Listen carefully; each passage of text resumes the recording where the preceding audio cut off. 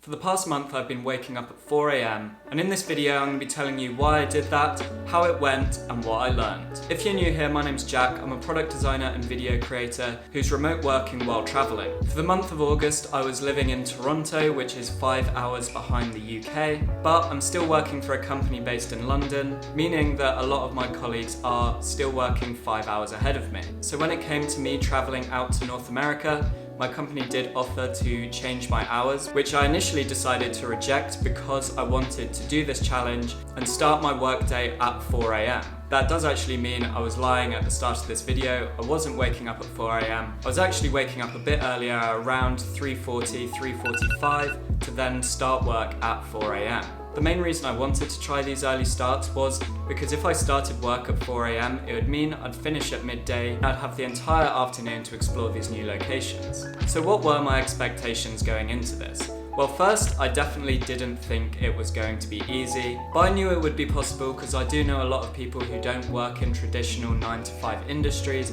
For example, people who work in public service or different hospitality locations that are open during the night. So they're doing things like night shifts, so it isn't too crazy to think that someone would be starting work at a time that isn't 9 AM. Another expectation I had of doing this is as time would go on, it would get easier. I kind of thought that the first week or two would be the hardest, and then after a couple of weeks, I'd be quite used to this lifestyle and this routine, so it would just get generally easier as time went on. And also, as I mentioned before, I did expect to have a lot of free time because of finishing work at midday.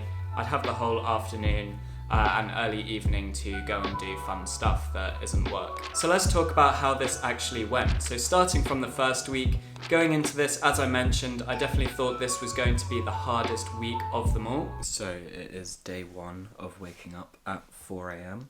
It is currently 4:15, so I've been up for about 15-20 minutes. In terms of how I feel fine. It's the equivalent of 9 AM in the UK, so not too bad. The first couple of days I actually ended up finding pretty easy, and I was going and doing things after work, so I was instantly feeling that benefit of starting early, finishing early, and having time to do things in Toronto. As I just arrived in the city, I did have a lot more energy and I was a lot more excited just to be there, and I wanted to see and do lots of things. However, I did get quite a quick reality check. So it is day 4 now. I skipped recording yesterday, and that's for a very good reason.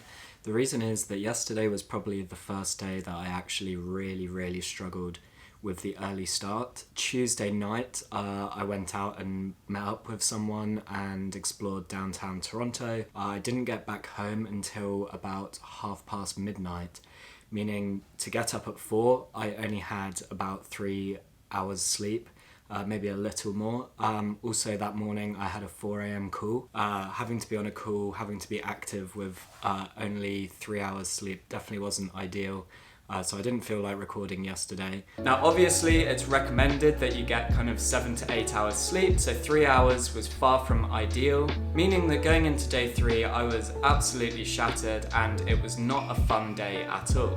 I managed to get through the workday relatively fine. However, once I finished work, I was completely shattered. I didn't want to go and do anything at all. I think I spent most of that afternoon just napping and chilling and not really doing much, which kind of defeats the whole point of doing these early starts. The rest of that first week was fine. I'd kind of learned my lesson, so I was going to sleep at around 8 PM to 9 PM, so I was getting good nights of sleep that were leaving me energized the next day. The second week of work was coming off a very hectic weekend, where I went out to a comedy club on the Friday and had late night drinks, and then on the Saturday went to Niagara Falls, and then went out again that night, and then on the Sunday I also hung out with people in the evening, meaning that I entered the second work week very tired after the weekend. This week was also one of the last weeks before I had to hand in my master's final project, so unfortunately every day that I finished work, instead of going out and doing something fun, I was actually just doing my coursework for my master's. This on one hand meant that I wasn't doing kind of late night sociable things during the week,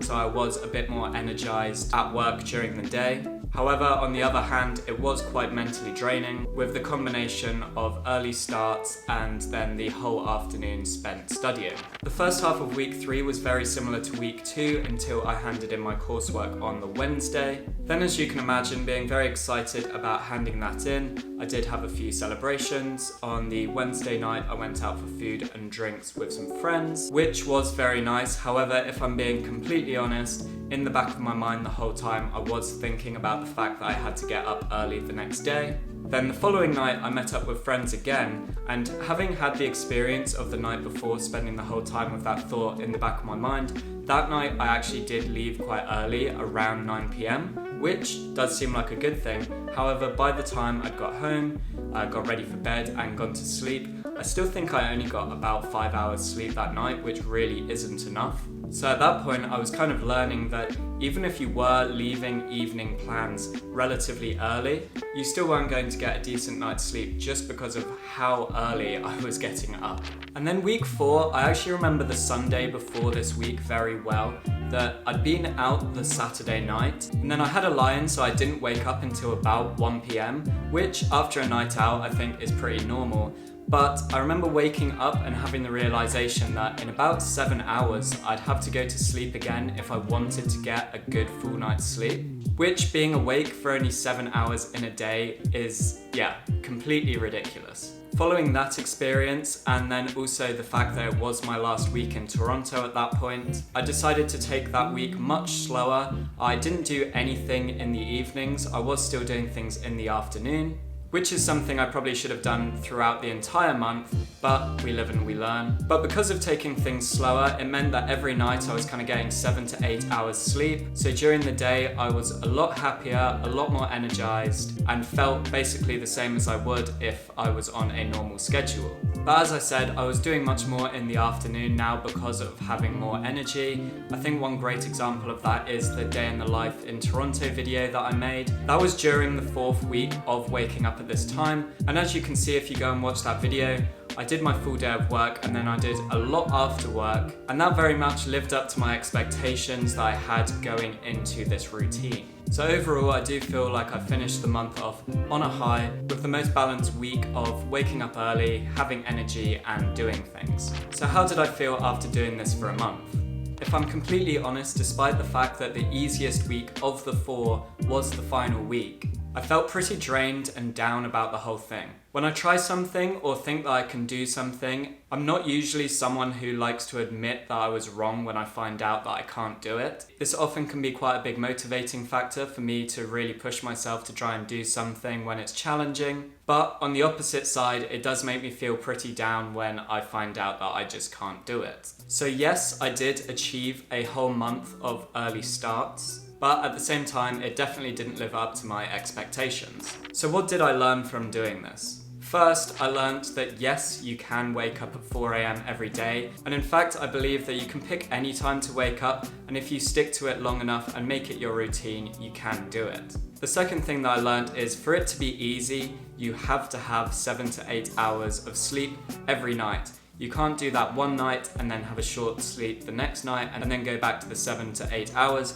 You need to be having that amount of sleep every single night for this to work. The third thing that I learned is that waking up at this time means that you can't both do something in the evening and also have an easy, energetic, good day following on from that evening. The fourth thing that I learned is that it's all good having free time in the afternoon and not working, but if you have no energy to do things, then it's completely pointless. And the fifth and final thing that I learned is that it just wasn't for me. So am I going to continue?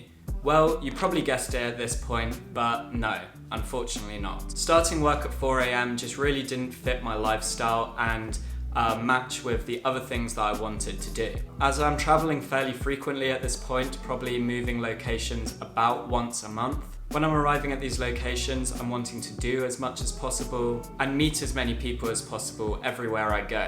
this unfortunately does not fit in with the discipline required to wake up at this time. So what's next for me? Well, I'm now in New York and I've changed my working hours from 4 AM to midday to 7 AM to 3 PM. And this so far has been absolutely amazing. Waking up before 7 is actually a very similar routine to what I was doing back when I lived in London, so this timing is feeling very normal to me. And then finishing at 3 does still mean I have quite a bit of time to do things in the afternoon, but also starting at the later time of 7 means that I have a bit more flexibility with what I can do in the evenings. I still can't stay up super late on a Tuesday or Wednesday night, but doing something till say 10 PM means that I can still get more than enough sleep than I need before starting work the next day. Overall, I am very happy that I did try this for a month. I feel like I learned a lot about what is important for me to lead a healthy and happy lifestyle, whilst also still doing the things that are important to me, which often revolve around meeting people and having fun. But I'm really interested to hear what people think about this whole concept of getting up super early.